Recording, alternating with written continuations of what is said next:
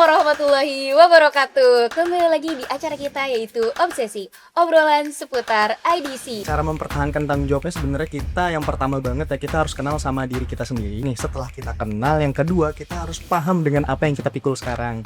Yang salah satu yang paling menantang ya, itu waktu itu adalah kolaborasi antara FAI Fakultas Agama Islam dengan IDC Korwil UIK dalam acara Yudisium. Kalau aku pribadi sih untuk menjaga konsistensi antara kuliah, magang, terus kadang aku juga suka ngambil job freelance design atau editing video juga, sama aku suka jualan karena memang aku suka banget menggambar dan main warna. Aku tuh bikin mind mapping. Ih, lucu banget. Iya, jadi kayak bikin mind mapping itu kayak misalnya nih, mind mapping 1 minggu ke depan.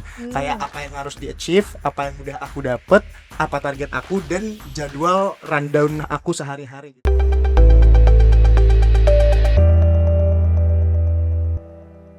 Assalamualaikum warahmatullahi wabarakatuh. Kembali lagi di acara kita yaitu Obsesi, obrolan seputar IDC. Tempat kita berbagi cerita dan pengalaman inspiratif dari para awardi. Nah, perkenalkan saya Umu Amanda Harita Nafsi yang akan menjadi moderator pada episode kali ini. Tanpa berlama-lama, sudah ada nih di samping aku narasumber yang inspiratif banget, yaitu Kak Hisham Zaki Hamam.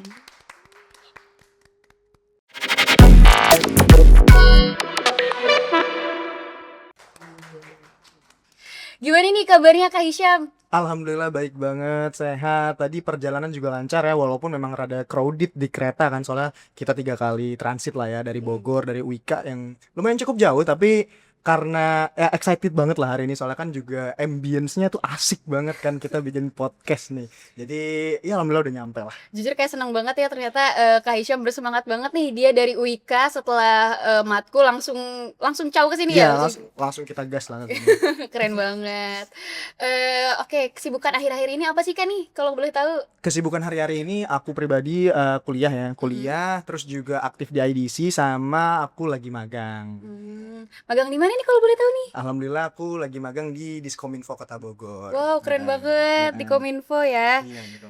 Nah, ngomong-ngomong tentang magang dan segala aktivitas lainnya, Kak Hisham kan ini udah mendapat beasiswa BAMU ISBN ini dari semester berapa nih kalau boleh tahu? Dari semester 3. Wow, keren banget, dari semester 3. Sama sih, aku juga dari semester 3. Iya. Nah, menurut Kak Hisham nih, gimana caranya mempertahankan tanggung jawab setelah menjadi penerima beasiswa BAMU ISBNI yang kita tahu ya, beasiswa ini tuh beasiswa unggulan. Gimana nih tanggung jawabnya setelah menghadapi rintangan yang begitu besar untuk mendapatkan beasiswa ini?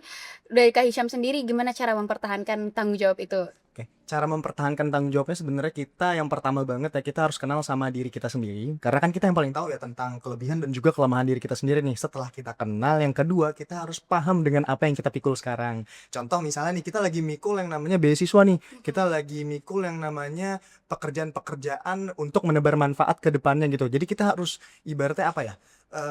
Selain mengenali diri kita juga harus kenal dengan lingkungan yang sedang kita hadapi gitu. Kayak contohnya dalam case ini IDC atau beasiswa BAMUIS yang telah diberikan. Kita harus cara untuk mempertahankannya adalah mengenal diri sendiri dan mengenal lingkungan yang kita ada di dalamnya, seperti itu sih. Benar, setelah kita mendapatkan manfaat, kita juga harus mendapatkan manfaat kepada orang lain ya. Apalagi kita juga harus memberikan impact kepada para orang yang sudah membantu kita untuk mendapatkan beasiswa ini. Betul.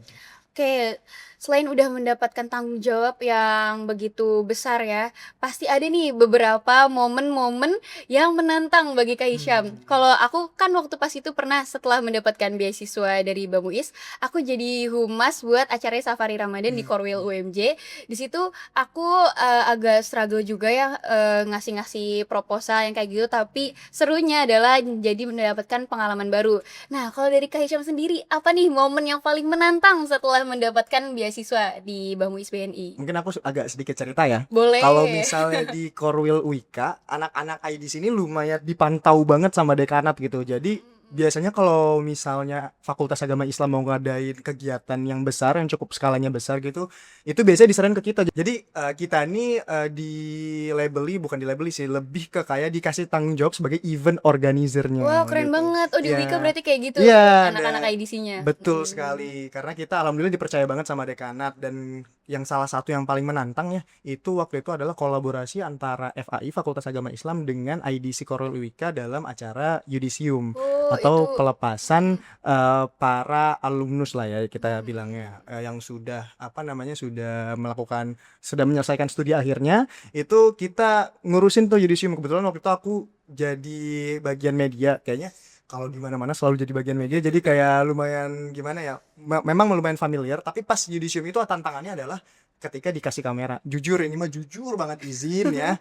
Aku baru pertama kali megang kamera Biasanya yang pakai handphone gitu ya? bener. Aku baru pertama kali banget megang kamera tuh pas di acara Yudisium. Jadi kayak ini gimana ya? Ini tombolnya banyak, Mhm, ini gimana kalau misalkan ISO. dipencet meledak? Nah, itu kan kayak aduh gitu kan. Kayak Mhm, ini ISO-nya gimana gini gini gini. Cuman kan alhamdulillah kan kakak-kakak juga suportif banget ya. bener bener bener. Soalnya kan kita tahu sendiri kalau IDC itu kayak keluarga. Kekeluargaannya tuh Bener. kental banget ya? Keluarganya kental banget. Jadi kita kayak diajarin juga, akhirnya kita nge-handle juga. Awalnya takut gitu kan, kayak aduh jelek nggak ya hasil potretnya. Soalnya ini acara gede gitu kan buat fakultas, buat kampus. Tapi alhamdulillah kita dari IDC Korwil Wika sendiri selalu di-appreciate sama dosen-dosen ketika nge-handle event-event gede kayak Yudisium gitu di kampus. Ya ampun keren banget ya, ternyata anak-anak IDC ini adalah anak-anak yang unggulan berarti ya? Betul, betul sekali.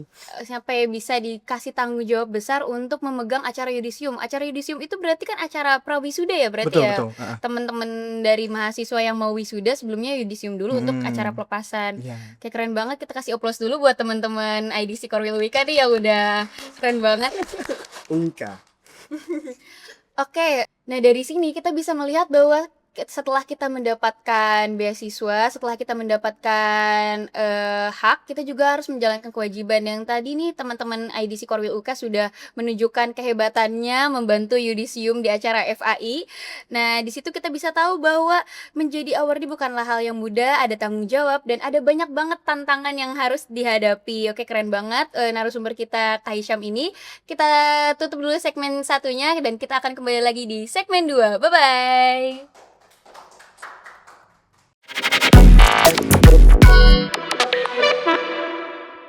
Baik, kembali lagi kita nih di Obsesi, obrolan seputar IDC.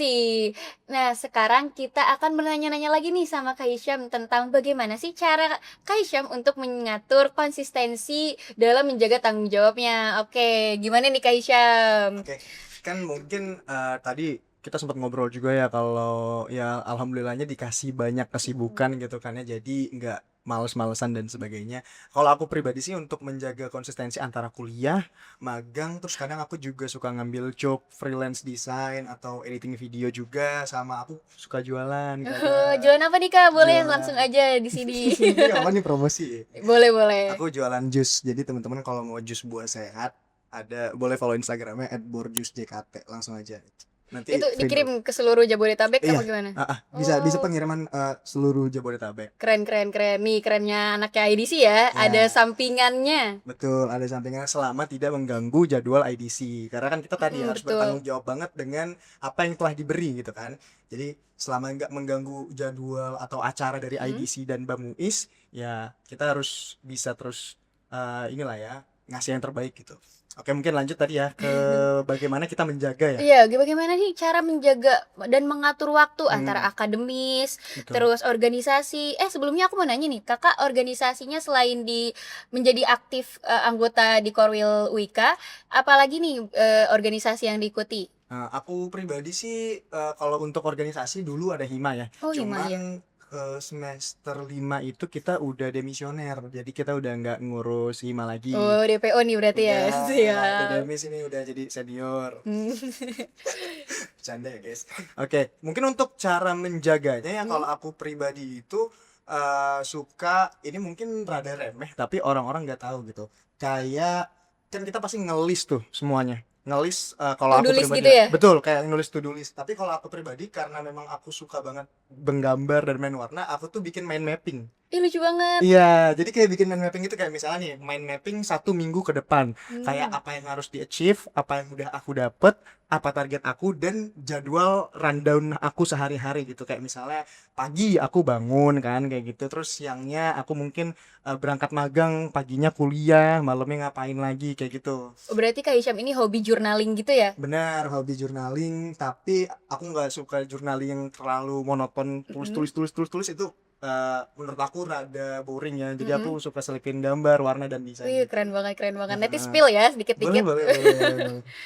Oh, berarti cara untuk mengatur kegiatannya biar gak bentrok, biar gak kelupaan. Karena Betul. kan kadang kita suka lupa nih kegiatan apa minggu ini. Hmm. Berarti dengan cara mind mapping. Betul sekali dengan cara mind mapping, to do list tapi lebih kreatif mind mapping. Oke, boleh deh dikasih tipsnya nih gimana cara mind mapping yang baik untuk Oke. menjaga konsistensi kita. Oke, pertama kalau kita mau mind mapping yang baik, pastikan kita punya kertas. Ya, pastikan kita punya kertas. Kalau di tab gak boleh Kak, di tab. Boleh. Cuman kalau aku pribadi kenapa tetap membudidayakan kertas, karena kita tahu zaman sekarang orang-orang udah terlalu fokus dengan digital sampai melupakan Oh apa bener, yang sejatinya telah menjadi esensi kita dari awal gitu. boleh Jadi back to nature. betul, back to nature ya. Kalau aku pribadi ya, biasanya udah pasti kita harus punya kertas ya. Karena kalau aku pribadi suka tadi back to nature, jadi suka menggambar. Kita sediain kanvas gitu. Sebenarnya kalau teman-teman mau pakai tab juga nggak masalah. Tapi kalau aku pribadi suka aja pakai kertas, karena di rumah sendiri aku punya mading sendiri, mading styrofoam gitu. Itu lucu lucu lucu. Iya, jadi suka aku recap juga Yang gitu. pakai benang-benang gitu ya Iya, Kak. iya, pakai Keren keren. benang-benang terus sticky notes gitu kan. Jadi aku tempelin gitu biar kita nggak lupa juga gitu kan. Karena kadang kalau misalnya kita buka HP maunya ya udah, maunya kalau aku pribadi ngejadiin HP itu tempat bersantai. Memang sih HP juga bisa kita gunain buat bekerja, tapi aku sendiri lebih prefer menggunakan kertas dan mading kayak gitu sih. Terus selanjutnya setelah kita udah menyediakan tools ya, itu kan kita sebutnya tools. Kita harus tahu apa yang mau kita achieve, apa target kita. Mungkin ada empat empat common sense lah, empat hal yang paling penting ketika kita bikin mind mapping. Yang pertama adalah kita harus tahu apa yang kita achieve, apa yang mau kita raih. Terus kita harus tahu apa yang kita dapatkan. Mhm. Terus yang ketiga kita harus evaluate. Nah, yang keempat kita harus tahu jadwal kita sendiri Benar, tentang berarti itu sehari-hari. ya pakai apa sih POAC ya, planning, Betul. terus apa tuh kesananya Nah, tuh, controlling ya pokoknya itu kan. akhirnya. Heeh. Berarti mind mapping itu selain untuk kita tahu jadwal-jadwal, tapi juga biar kita tahu nih target kita apa, biar Betul. goalsnya tuh jelas, gak ngawang ya. Betul, dan fun fact-nya mind mapping itu nggak hanya melatih otak kiri, tapi melatih otak kanan juga. Untuk Jadi kreativitas balance, tuh betul. keren. Jadi Berarti balance gitu. bener bener bener bener. Apalagi tadi kan pakai kertas warna-warni, Betul, betul, digunting-gunting, betul. ditempel, pakai benang, diaut-aut ya. Iya. Nanti spill ya Kak, Boleh, boleh. ininya Nanti si di-spill. foto-fotonya. Nanti di-spill. Oke, gak kerasa ternyata ini udah masuk pertanyaan terakhir nih Kak. Hmm, Mungkin kasih pesan-pesan buat teman-teman yang sebenarnya pengen journaling, pengen mulai mind mapping tapi masih males kayak aku juga sih. Kadang hmm. pengen mind mapping, pengen yang kayak gitu tuh males karena kayak aduh males nih gue gunting-guntingnya, nempel-nempelnya Hmm. gitu. Nah, gimana nih Kak pesan-pesannya buat teman-teman biar juga konsisten, biar juga melatih kreativitasnya dari Kak Hisham sendiri. Kalau dari aku pribadi sih, balik lagi ke pertanyaan paling awal tadi ya, Mm-mm. yang sama Anda bilang adalah kita harus kenal sama diri kita sendiri. Sebenarnya nggak harus banget mematenkan konsep mind mapping. Kalau memang lebih suka journaling, menulis, mengetik, lakukan apa yang kita suka gitu. Karena ketika kita melakukan apa yang kita suka untuk achieve target, untuk memanage waktu atau diri kita, terasa lebih enak gitu. Terasa kita tuh tidak tidak sedang Jadi orang dituntut. lain. Betul, tidak sedang menjadi orang lain dan tidak sedang dituntut. Kadang kan kita ngerasa kayak misalnya nih, contoh paling gampang adalah ketika mungkin kita masuk ke KPI juga lah ya, ke Mm-mm. jurusan kita ini komunikasi, nggak semua matkul cocok sama kita. Betul, betul. Nah, Ada beberapa matkul yang kayak aduh berat banget nih matkulnya, betul, nggak betul sesuai banget. passion kalau kata Betul, Gen Z. betul banget. Tapi bagaimana caranya dari matkul yang kita nggak suka itu kita ubah jadi kita suka gitu. Kita ibaratnya matkul ini nggak suka, tapi gimana caranya? Mungkin kalau bahasa kiranya, gue harus bisa nyelipin hal yang gue suka dan gue Mm-mm. implementasikan, jadi bisa dikolaborasikan dengan matkul tersebut gitu. Begitu juga dengan memanage diri gitu. Kita pilih apa yang menurut kita paling enak di kita, paling cocok di kita, lalu kita implementasikan. Dan jangan lupa, tidak hanya memanage, tapi kita harus istiqomah dan juga evaluate. Benar, setuju banget nih dari statement Kak Hisham tadi. Kadang kita tuh terlalu keras sama diri kita Betul, ya. Jadi kita betul, kadang ngedahuluin apa yang kita nggak suka nih, yang akhirnya berantakan karena kita nggak menjadi diri kita iya, sendiri. betul. Kita untuk mencapai target kita tentunya kita harus menjadi diri kita sendiri dan lebih mengenal diri kita. Aduh sayang banget teman-teman, ternyata berakhirlah sudah season 1 dari Obsesi Padat kali ini, dan ini adalah episode terakhir. Untuk itu nantikan season-season lainnya dari Obsesi, yaitu obrolan seputar IDC, tempat cerita dan pengalaman inspiratif para awardi. Bye-bye!